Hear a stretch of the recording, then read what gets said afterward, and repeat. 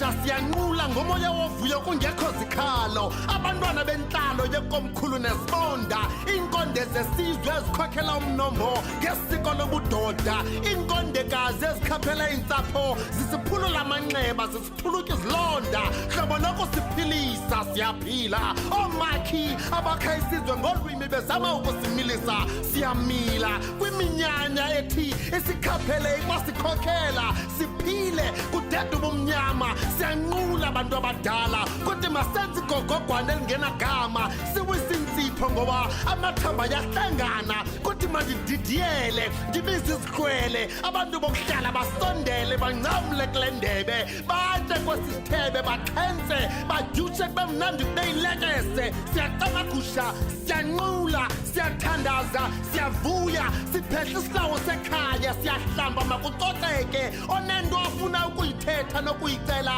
nantsi ibhekile makathethe iminqweno iphumelele izidingo zifezeke tamagu kwiinkokheli zentsapho ezilele ukuthula ngesizathu zingalali buhlayo kuba zisajonge ikhaya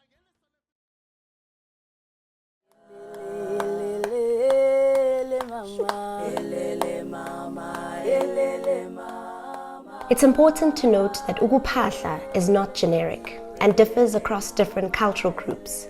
These cultural groups use different connecting tools, offerings, and observe certain protocols when connecting with their ancestors. In this episode, we will explore how specific cultural groups phahla and how best one can honor and restore the dignity of their ancestors. Ukuphahla is a form of connecting with your people. It's a form of asking questions from your guides. And it's a communication.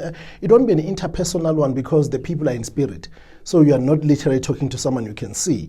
Ukuphahla is, in its core essence for me, is the belief that the messages that you are sending to the other side are reaching the other side.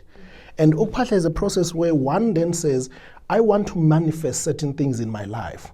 And this is the only channel that is best done. In Christianity, they will say to pray, ukuthandaza, because that's you talking to the beings on the other side when you've just opened up the spiritual realm, which is also important because you can't just phahla when you have not opened the spiritual realm. How do you do that? In our case, for example, we'll use impepho, and some people don't use impepho. And this has nothing to do with anything that if you don't use impepho, you are not doing it right. Or if you use impepho, you are superior than those that don't, because at this point in time, when you listen to people speaking, they think impepho, it is the only tool that you can use to open the spiritual realm. And that's incorrect. Remember, like anything else they say, spirituality is inside you first. It's not outside there. It's you. You have the key in you. You being yourself in your blood runs all your ancestors' genes. So meaningly, when you want to connect with them, you collect yourself and make that intention that I want to speak to my people. In the Xhosa side, or if you look at geographically where impepho grows as a plant, you'll find that, of course, your Western Cape, maybe Northern Cape, I'm not sure, but your Western Cape, Eastern Cape, KZN areas. I know Lesotho, I know Swaziland will have, of course, Free State will also have, but they all have different types of impepho.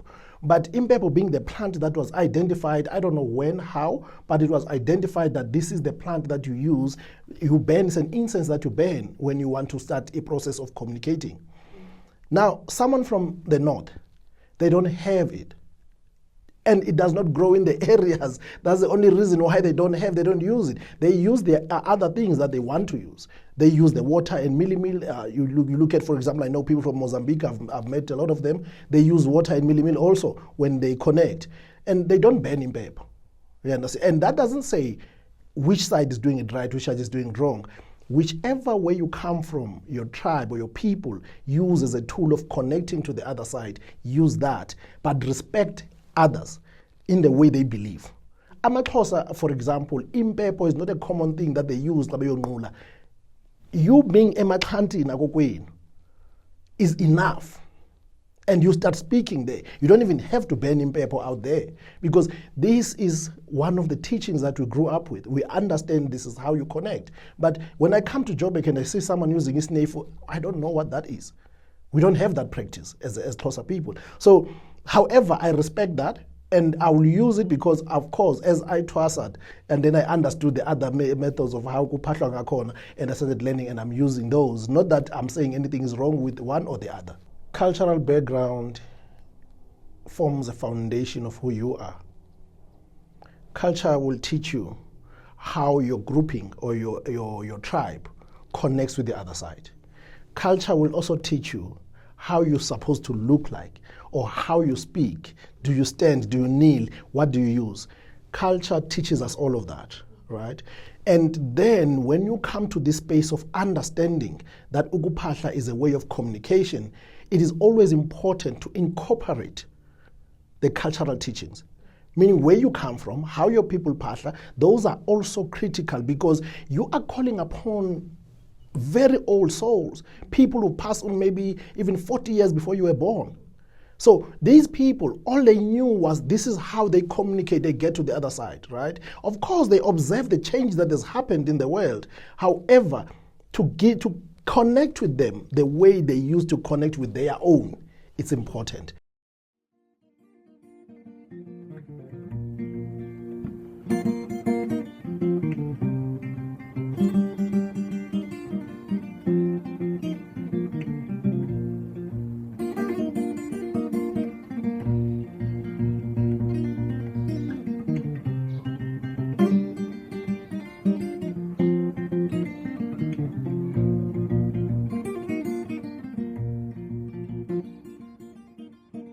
AmaZulu aphahla Mthombeni or emsamo, which is set up inside the house.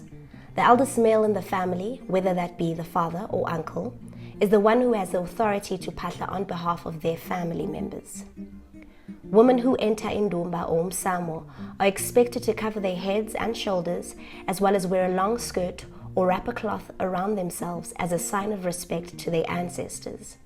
Lastly, AmaZulu use 2 white candles, mabephahla. Each candle represents the maternal and the paternal side of their ancestral line.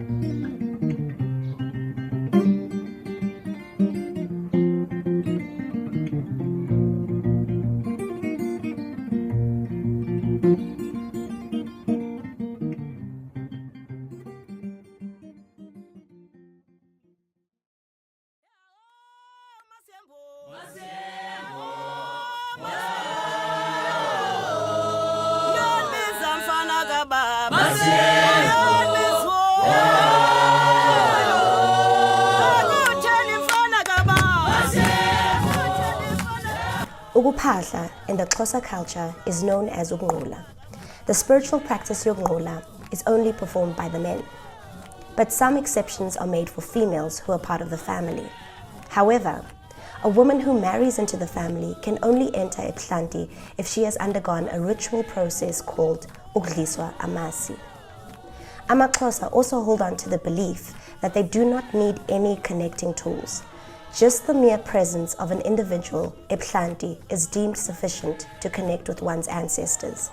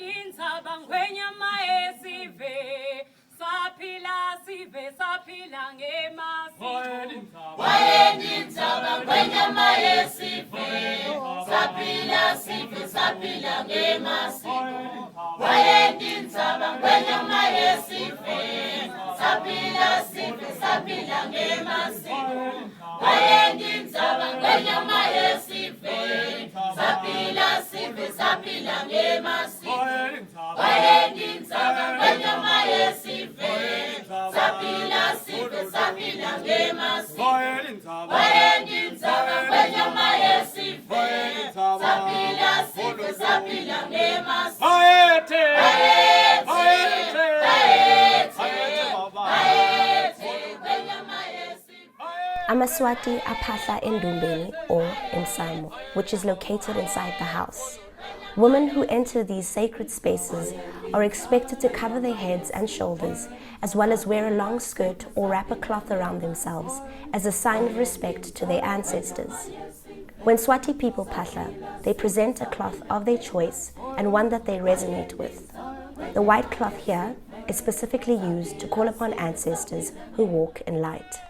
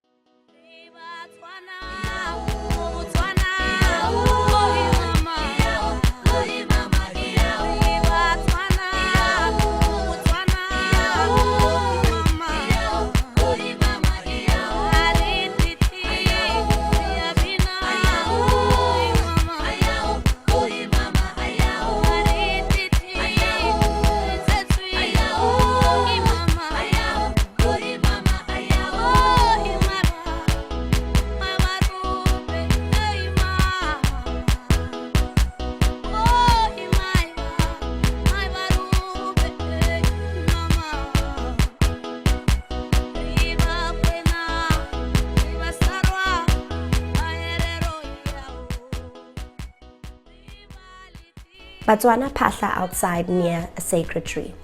baTswana believe that the ancestors should be given a sacred space in nature. Women who phahla are expected to cover their heads and shoulders and wear a long skirt or wrap a cloth around themselves as a sign of respect to their ancestors. Lastly, the blue candle lit represents the paternal side, the yellow candle represents the maternal side, and the white candle is to call upon the ancestors who walk in light.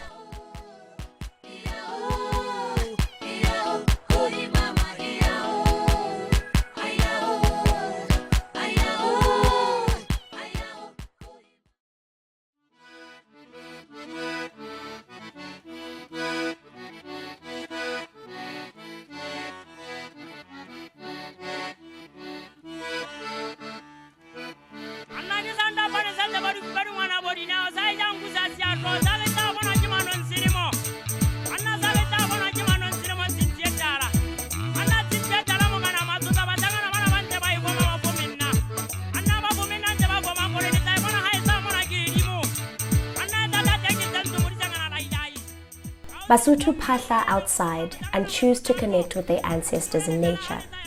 It's not mandatory to wear a traditional blanket or hat. However, it is important that women who phahla cover their heads and shoulders and wear a long skirt or wrap a cloth around themselves as a sign of respect to their ancestors.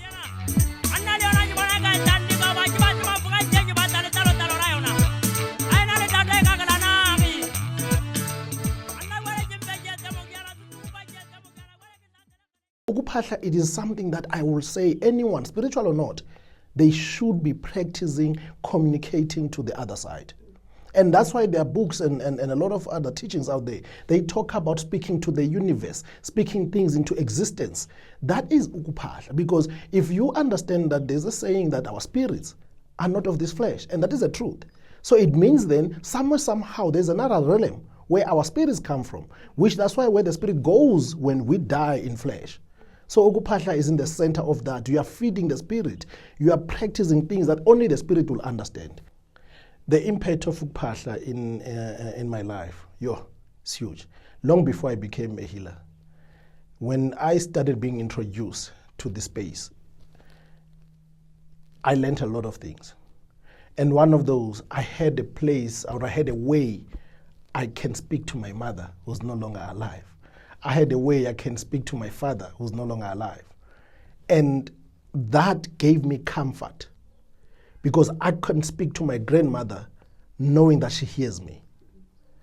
Because we used to pray, we understood the concept of prayer, that we are talking directly to God.